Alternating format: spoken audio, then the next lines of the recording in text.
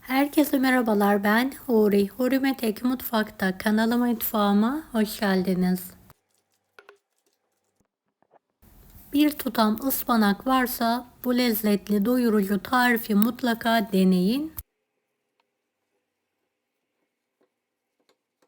Fırın yok, tavada kısa sürede hazırlayabilirsiniz. Muhteşem bir lezzeti var. Tarifime hiç bekletmeden hemen başlıyorum.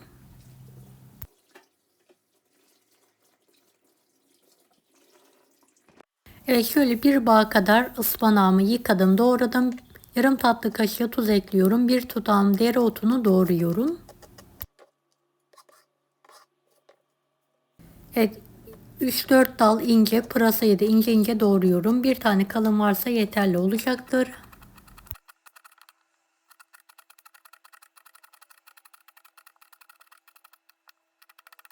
Evet, tuzladığım ıspanağı üzerine ekliyorum. Birlikte karıştırıyorum. Kenarda bekletelim. 2 adet büyük yumurta.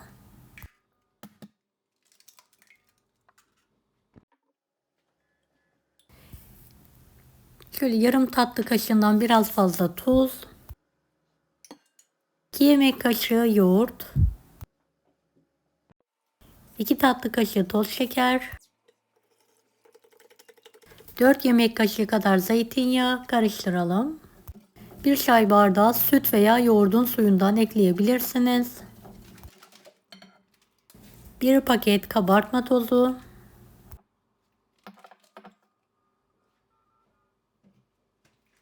Evet, kabartma tozunun üstüne 1 yemek kaşığı kadar sirke ekliyorum. Karıştırıyorum.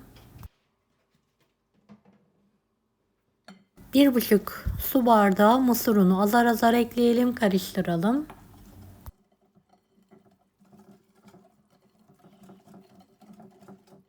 Beni hangi ülkeden veya şehirden izliyorsunuz merak ediyorum. Yoruma yazarsanız sevinirim.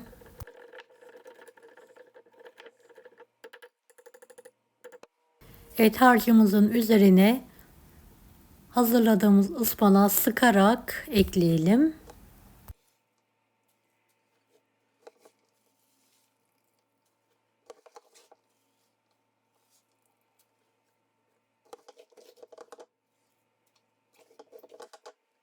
İster elinizle isterseniz bir kaşıkla karıştıralım.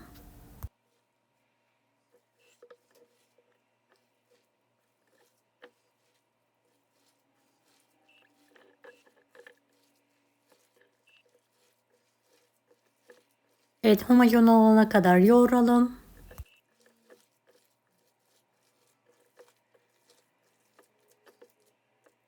Zeytinyağıyla yağladığım tavanın içine hazırladığım ıspanaklı harcı ekliyorum.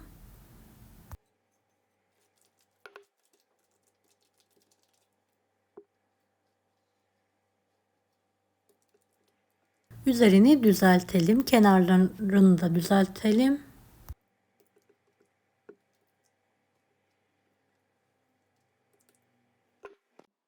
Kapağını kapatalım. Ocağı kısık olacak şekilde ayarlayalım ve pişirmeye bırakalım.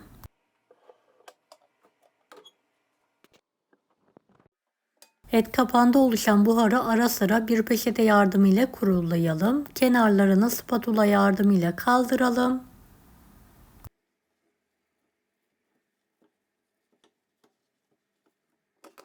Bir kapak yardımıyla ters çevirelim.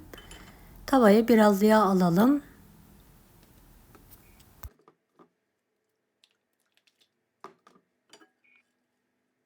Tekrardan aynı tavaya alarak pişirme işlemine devam edelim.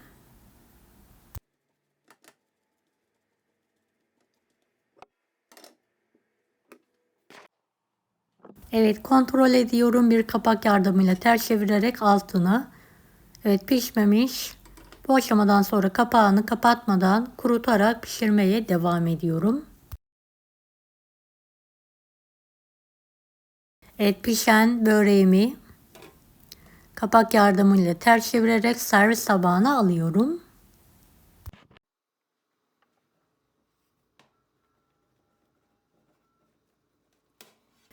Evet, kendi halinde soğumaya veya ılımaya bırakalım.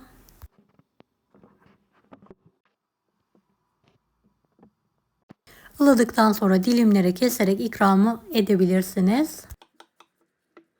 Hem lezzetli hem de doyurucu bu böreği mutlaka deneyin. Deneyecek olan herkese şimdiden kolaylıklar dilerim. Allah'a emanet olun. Hoşça kalın. Daha farklı tarifler için bunları da izlemeyi unutmayınız. Kolay gelsin.